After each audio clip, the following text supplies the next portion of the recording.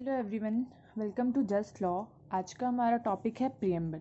तो लास्ट दो वीडियोस में हमने कॉन्स्टिट्यूशन के कुछ बेसिक नॉलेजेस को कवर किया था। अगर आप लोगों ने वो वीडियो अभी तक नहीं देखा है तो यू कैन चेक दैट। काफ़ी पॉइंट वाइज मैंने बेसिक डिटेल्स कवर किए हैं उसमें अबाउट कॉन्स्टिट्यूशन और उसकी मेकिंग के बारे में। तो आज हम स्टार्ट करेंगे प्रियम्बल से। तो preamble is the introduction of the constitution. Preamble प्रियम्बलस वर्ड से लिया गया है जिसका मतलब होता है टू गो बिफोर। तो प्रियम्बल है क्या? प्रियम्बल एक इंट्रोडक्शन है कॉन्स्टिट्यूशन का जो हमें कॉन्स्टिट्यूशन की समरी बताता है। Preamble is the introduction of the constitution. तो इसे इंट्रोड्यूस किसने किया था? तो पंडित जवाहरलाल नेहरू ने इंट्रोड्यूस किया था preamble as a blueprint. Blueprint क्या होती है?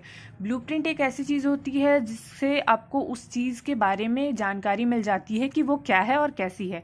फॉर एग्जाम्पल, किसी चीज़ का नक्शा आपको बता देता है कि वो कैसा है और क्या है। वैसे ही पंडित जवाहरलाल नेहरू ने एक ब्लूप्रिंट इंट्रोड्यूस किया था as a objective resolution on 13 December 1946 को, और प्रियम्बल अडॉप्ट कर लिया गया 22 जनवरी 1947 को।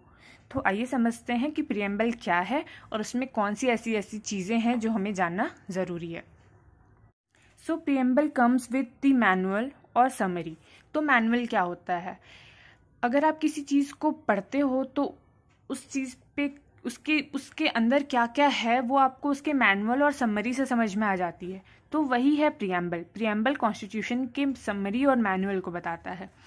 तो के.एम. मुंशी ने कहा था कि preamble is the horror scope of the constitution, और एन.ए. पालकीवाला ने कहा था preamble is the identity of the constitution. तो ये तीन बातें याद रखना इसलिए ज़रूरी है क्योंकि ये तीन बहुत इंपॉर्टेंट मेंबर्स थे ड्राफ्टिंग कमेटी के। तो इन्होंने अगर कुछ कहा है तो वो इम्पॉर्टेंट कहा होगा और वो आपसे कभी भी क्वेश्चन में पूछा जा सकता है। तो आगे बढ़ते हैं। कॉन्स्टिट्यूशन जैसे बहुत सारे देशों से इंस्पायर्ड है ना, वैसे ही प्रियम्बल भी हमारा इंस्पायर्ड है यूएसए से।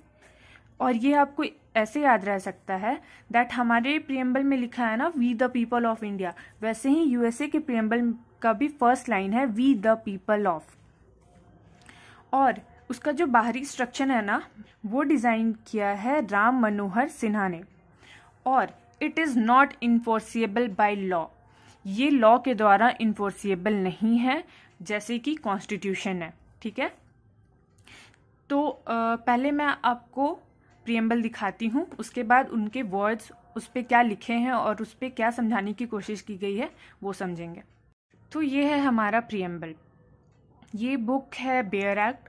Bare act is basically a short notes. तो आइए हम प्रियम्बल को अच्छे से पढ़ते हैं और इसके एक एक वर्ड्स को अच्छे से समझते हैं। We the people of India having solemnly resolved to constitute India into a sovereign, socialist, secular, democratic republic and to secure to all its citizens। तो हम, वी का मतलब हम, द पीपल ऑफ इंडिया, इसका मतलब ये है कि प्रियम्बल किसी एक या दो इंसान ने नहीं बनाया है। प्रियम्बल हमने बनाया है। हमने जिन लोगों को चुना, हमारे जो रिप्रेजेंटेटिव थे, उन्होंने प्रियम्बल को बनाया है, यानी कि हमने प्रियम्बल को बनाया है। द पीपल ऑफ इंडिया ने प्रियम्बल को बनाया है। Having solemnly resolved to constitute India into a, तो बहुत गंभीरता पूर्वक ये पूरा कॉन्स्टिट्यूशन बनाया गया है including preamble. Sovereign, socialist, secular, democratic, republic, इन वर्ड्स को एकदम अच्छे से अपने दिमाग में रखना है और इनके मीनिंग्स को भी, क्योंकि ये हमें हर जगह मिलते हैं। और दूसरी बात ये कि सुप्रीम कोर्ट के जजेस भी प्रियम्बल को ध्यान में रखते हुए ही कोई भी डिसीजन लेते हैं। जस्टिस जो कि सोशली, इकोनॉमिकली एंड पॉलिटिकली होगा। लिबर्टी मिलेगी हमें थॉट की, एक्सप्रेशन की, बिलीफ की, फेथ की एंड वर्शिप की। इक्वालिटी होगी स्टेटस की एंड अपॉर्चुनिटीज की। And to promote among them all, और ये हर लोगों के बीच में प्रमोट किया जाएगा, कोई इनइक्वालिटी नहीं की जाएगी। And to fraternity, assuring the dignity of the individual and the unity and integrity of the nation. तो फ्रेटर्निटी भाईचारा एक दूसरे के लिए प्यार, दोस्ती, ये बढ़ाई जाएगी, ये अश्योर की जाएगी हमारे नेशंस के बीच में।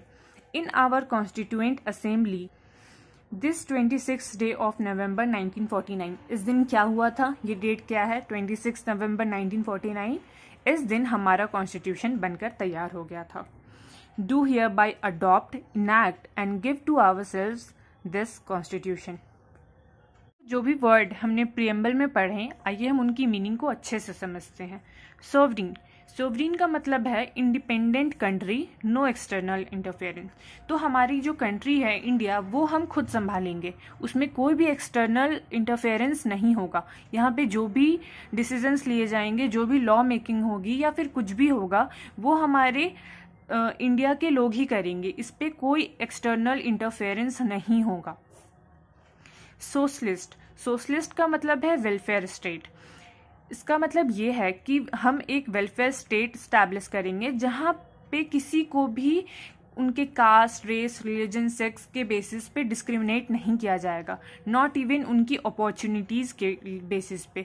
ऐसा नहीं है कि किसी को कुछ और अपॉर्चुनिटीज़ मिलेंगी और किसी को कुछ, सारे सोशल और इकोनॉमिकल पर्सन्स को इक्वली ट्रीट किया जाएगा, सबको साथ में लेकर के चला जाएगा। इसका मतलब है सोशलिस्ट, अ वेलफेयर स्टेट।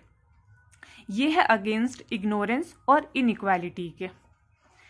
और तीसरा वर्ड है सेक्युलर। सेक्युलर का मतलब है freedom to practice, profess, propagate, और ये एक पॉजिटिव सेक्युलरिज्म है। रशिया में पॉजिटिव सेक्युलरिज्म नहीं है, वहाँ पे सेक्युलरिज्म का मतलब अगेंस्ट है लोगों के। तो हमारे सेक्युलरिज्म के मतलब को समझते हैं कि हमें फ्रीडम है अपने किसी भी धर्म को, किसी भी रिलीजन को प्रैक्टिस करने का, प्रोफेस करने का और प्रोपोगेट करने का। हम उसे प्रैक्टिस भी कर सकते हैं, उस पर बिलीव भी कर सकते हैं और उसको दूसरों को बता भी सकते हैं, और ये एक पॉजिटिव सेक्युलरिज्म है। So the next word is democracy.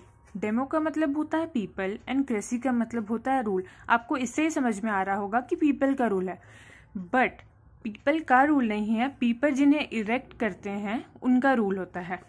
तो गवर्नमेंट जो फॉर्म होती है वो by will of the people होती है।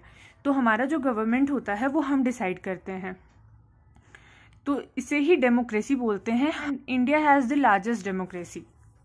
तो हमारा जो गवर्नमेंट बनता है वो हम खुद चुनते हैं और वही रूल करते हैं हमारे इंडिया पे। नेक्स्ट वर्ड है रिपब्लिक। तो रिपब्लिक क्या है, तो हमारे जो दो मोस्ट हेड पर्सन होते हैं वो होते हैं प्राइम मिनिस्टर और president. Prime minister real head होते हैं और प्रेसिडेंट नॉमिनल हेड होते हैं, और ये दोनों इलेक्टेड होते हैं। इन दोनों को हम इलेक्ट करते हैं, ये खुद से पीएम या प्रेसिडेंट नहीं बन जाते हैं, दोनों हमारे रिप्रेजेंटेटिव होते हैं और इन्हें हम खुद इलेक्ट करते हैं। एंड हमारा जो प्रियम्बल है वो आज तक बस एक बार अमेंड किया गया है, जो कि है 42nd अमेंडमेंट एक्ट 1976। इसमें 3 न्यू वर्ड्स ऐड किए गए हैं। फर्स्ट वर्ड है socialist, second secular and the third one is integrity. तो सोशलिस्ट और सेक्युलर का मतलब हम लोग ने पहले समझा है। सोशलिस्ट हमारे वेलफेयर ऑफ स्टेट के लिए, हमारे लोगों के वेलफेयर के लिए काम करता है, एंड सेक्युलर है हम हर रिलीजन को इक्वल रिस्पेक्ट के लिए। And the third one is integrity. तो इंटेग्रिटी क्या होती है, being honest and strong moral principles. तो हमारा जो कॉन्स्टिट्यूशन है या प्रियम्बल है वो बहुत ही ऑनेस्ट तरीके से बनाया गया है, और उसका जो ओपिनियन और प्रिंसिपल्स है वो बहुत स्ट्रॉन्ग और मोरल प्रिंसिपल्स हैं। तो इंटेग्रिटी का मतलब यही है। अब हम समझते हैं कॉन्स्टिट्यूशन को तो अमेंड किया जा सकता है, पर क्या प्रियम्बल को भी अमेंड किया जा सकता है? इस क्वेश्चन का आंसर हमें मिला 2 बहुत इंपॉर्टेंट केसेस से। फर्स्ट है इन रे बेरुबेरी केस 1960 और सेकंड केस है Kesavananda Bharati versus state of Kerala. कोई रेयर ही लॉ स्टूडेंट्स होंगे जिन्हें केशवानंदा भारती के बारे में ना पता हो। तो इन रे बेरुबेरी केस में तो इन रे का मतलब क्या होता है, in representative of presidential reference. तो जिन केसेस को प्रेसिडेंट रेफरेंस करके भेजते हैं उन केसेस में इन रे लिखाता है in reference of presidential reference. तो इन रे बेरुबेरी केस में ये कहा गया कि प्रियम्बल कॉन्स्टिट्यूशन का पार्ट नहीं है, इसलिए उसे अमेंड नहीं किया जा सकता है। पर उसमें कुछ फैक्ट्स छूट गए थे जिसको कवर किया गया Kesavananda Bharati versus state of Kerala में। तो इसमें ये कहा गया कि अगर कॉन्स्टिट्यूशन अमेंड किया जा सकता है तो प्रियम्बल भी अमेंड किया जा सकता है, क्योंकि जैसे कॉन्स्टिट्यूशन को अडॉप्ट और इनैक्ट किया गया है उसी सेम प्रोसेस से प्रियम्बल को भी अडॉप्ट और इनैक्ट किया गया है। Can be amend as it is adopted just like constitution. और एक इम्पॉर्टेंट बात, इंद्रे बेरुबेरी केस में 7 जजेस के बेंच थी और Kesavananda Bharati versus state of Kerala में 13 जजेस ऑफ बेंच बैठी थी।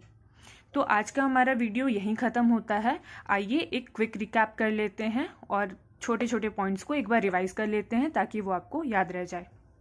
हमारे प्रियम्बल का मतलब होता है इंट्रोडक्शन, जो कि जवाहरलाल नेहरू द्वारा इंट्रोड्यूस किया गया था बाय ऑब्जेक्टिव रिजोल्यूशन, और प्रियम्बल अडॉप्ट करने का डेट था 22 जनवरी 1947। तो प्रियम्बल एक मैनुअल और समरी है। कुछ इम्पॉर्टेंट लोगों ने कुछ इम्पॉर्टेंट बातें की थी। सोवरीन का मतलब होता है इंडिपेंडेंट कंट्री।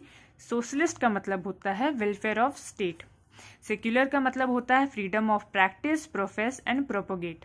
डेमोक्रेसी का मतलब होता है by will of the people. हमारा जो गवर्नमेंट होता है वो विल ऑफ द पीपल से डिसाइड किया जाता है। रिपब्लिक का मतलब होता है हमें रिपब्लिक मिली हुई है कि हम अपने रिप्रेजेंटेटिव्स को इलेक्ट कर सकें। हमारे जो इलेक्टेड मेंबर्स हैं, for example prime minister and president, वो इलेक्ट किए जाते हैं हमारे वोटों से। प्रियम्बल को एक बार अमेंड किया गया है जो कि 42nd अमेंडमेंट एक्ट 1976 में हुआ है, जिसमें सोशलिस्ट, सेक्युलर और इंटीग्रिटी ऐड की गई है। आर्टिकल 368 बताती है पावर ऑफ पार्लियामेंट के बारे में। Parliament can amend constitution as well as preamble. तो पार्लियामेंट प्रियम्बल और कॉन्स्टिट्यूशन दोनों को अमेंड कर सकती है आर्टिकल 368 से। इंद्रे बेरुबेरी के ये कहा कि प्रियम्बल को अमेंड नहीं किया जा सकता है। वहीं पे Kesavananda Bharati versus state of Kerala में ये कहा गया कि जैसे कॉन्स्टिट्यूशन को अमेंड किया जा सकता है वैसे ही प्रियम्बल को भी अमेंड किया जा सकता है। That's it for today. Thank you so much for watching my video.